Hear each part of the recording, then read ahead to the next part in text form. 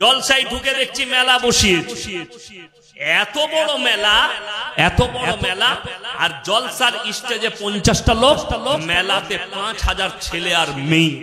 আমি কয়েকটা ভাষা ইউজ করেছি, হয়তো অনেক জনের গায়ে লাগছে ভাষাটা, যে ভাষাটা এরকম ইউজ করতে হতো না। আপনি ঠিকই বলেছেন, আমি যদি ভাষা এরকম ইউজ করেছি আপনার গায়ে লাগে, তো আপনি চিন্তা করুন আপনার মা বোন রাস্তায় গিয়ে জিনার কাজে লিপ্ত হচ্ছে, ওটা আপনাকে ভালো লাগে?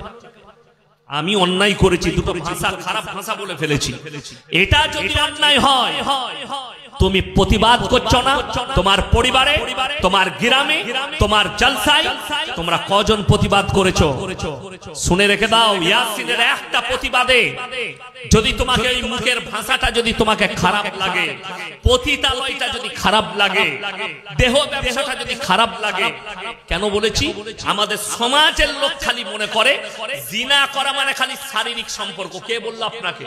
হাতের জিনা, চোখের জিনা, কানের জিনা, নফসের জিনা, পায়ের জিনা, শারীরিক জিনা।